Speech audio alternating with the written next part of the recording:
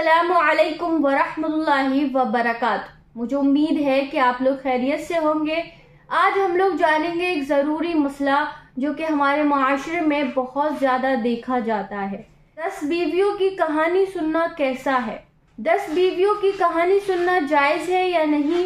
आज हम लोग यही जानेंगे मुफ्ती AM कासमी साहब से। आइए जानते हैं। अस्सलामु अलैकुम वरहमतुल्लाहि वबरकातुहू। हमारे माशरे में बहुत सारी गलत बातें ऐसी हैं जो इतनी चली हैं कि उनको सही समझा जाने लगा है, जिनका दीन इस्लाम से कोई ताल्लुक़ नहीं है। बहुत सारी ऐसी बातें हैं जिनको दीन इस्लाम की बातें समझ जाने लगा है।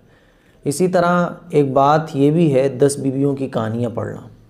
ये औरतों में इतने ज़्यादा फेमस है, इतनी ज़्यादा पॉपुलर है कि औरतें इसको सुनती हैं, सुनाती हैं, मजलिसें मुनक़्क़िद करती हैं, 10 बीवियों की कहानियाँ पढ़ने वाली बुलाती हैं, फिर 10 बीवियों की कहानियाँ पढ़ी जाती हैं और इसको सवाब समझा जाता है। हालांकि इसकी कोई हकीकत नहीं है।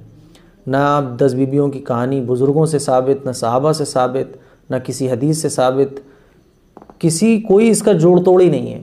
किसने 10 बीवियों की कहानी लिखी है ना राइटर का पता है, किसने 10 बीवियों की कहानियों को निकाला है ना उसका पता है, राइटर का नाम नहीं मालूम, कब से ये चली इसकी ये भी नहीं मालूम, कोई सर पैर ही नहीं है।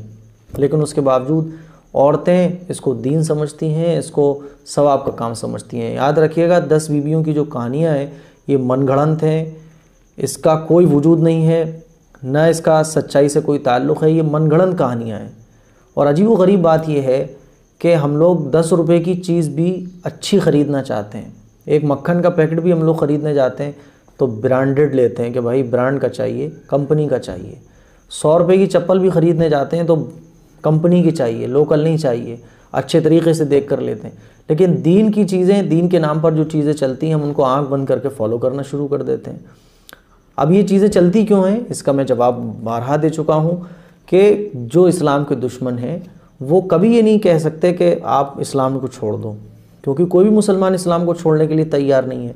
तो वो उसका ऑल्टरनेट देते हैं, जैसे कि लड्डू में जहर मिलाकर दिया जाता है, इस तरह से वो ये नई नई चीज़ें देते हैं और दीन के नाम से हमारे सामने पेश करते हैं। इस तरह की बहुत सारी चीज़ें माशरे के अंदर राइज हो चुकी हैं जिनका दीन इस्लाम से कोई ताल्लुक़ नहीं है, लेकिन वो दुश्मनों की साजिश के तहत मुसलमानों के बीच फैलाई गई हैं ताकि मुसलमानों का अक़ीदा ख़राब हो और ये ना चाहते हुए भी वो चीज़ें फॉलो करने लगें जिनका कुरान और हदीस से कोई ताल्लुक़ नहीं है।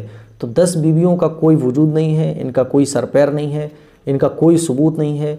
ऐसी कहानियों को सुनना ये भी टाइम की बर्बादी है। भाई हमारे पास हमारे सहाबा इकराम की सीरत है।